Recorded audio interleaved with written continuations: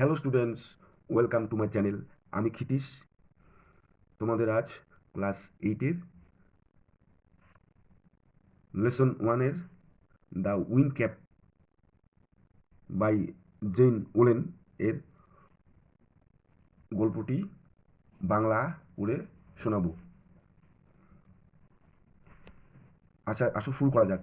There was once a lad who wanted to be a sailor, but his mother would not let him go to the sea. একদা একজন বালক ছিল যার নাবিক হওয়ার ইচ্ছা ছিল, কিন্তু তার মা তাকে নাবিক হতে দিতে চায়নি। Child, what do you know of sailing, she would say.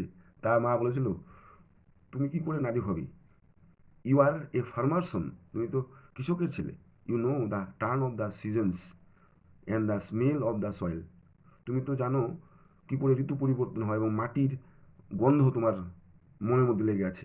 But you do not know the sea, তুমি তো সমুদ্র যাত্রা সম্বন্ধে কিছুই জানো না।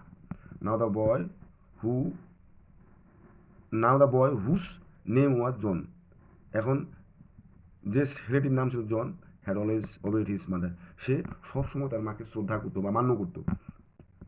So he went about his farm and with a heavy heart, but did not again mention the sea. এরপরে সে তার হৃদয়ের ইচ্ছা দিয়ে কাজে লেগে পড়েছিল, এরপর আর কখনোই সমুদ্রের কথা সে বলেনি।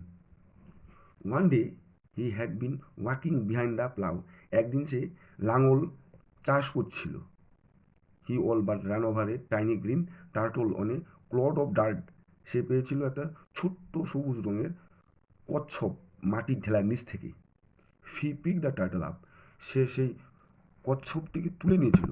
And set it on his head, এবং সেটাকে সে তার মাথার উপরে রেখেছিল। Where he knew it would be safe, সে ভেবেছিল এখানে এটা থাকলে নিরাপদে থাকবে। When he was done with ploughing, যখন তার লাঙল চাষ করা হয়ে গিয়েছিল, John pluck the turtle from his head, সে তার মাথা থেকে ওই কচ্ছপটিকে নামিয়ে নিয়ে এসেছিল।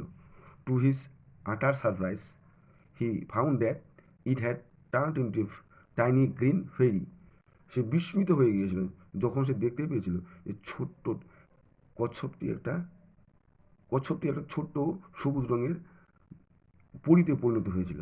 That stood upon his palm and bowed, যেটা তার হাতের তালুর মধ্যে এসেছিল এবং তাকে মাথা নিয়ে যেন কিছু বলতে চাচ্ছিল। I thank you for your kindness, তোমার দয়ার জন্য তোমাকে খুব ধন্যবাদ। Tell me your heart's desire, তোমার হৃদয়ের ইচ্ছা আমাকে বলো। And I will grant it to you for saving my life, আমার জীবনটাকে বাঁচানোর জন্য তোমার ইচ্ছা আমি পূর্ণ করে দেবো। সেড দ্য ফেরি, পরিটা বলেছিল। John bowed back but said nothing, John মাথা নেড়েছিল কিন্তু কিছু বলতে পারেনি। Although he is heart yearn to go out to the sea, যদিও তার হৃদয়টা সমুদ্রে যাওয়ার জন্য ব্যাকুল হয়েছিল। He did not express his wish, কিন্তু সে তার মনের ইচ্ছা বলতে পারেনি।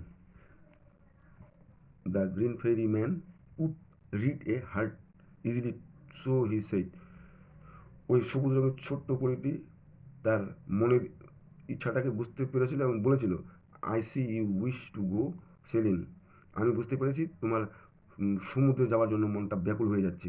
জন ফেস আনসার ফর হিম, জনের মুখটা দেখেই সবুজ রঙের ছোট্ট পুরীটা বুঝতে পেরেছিল। আজ এইটুকুই।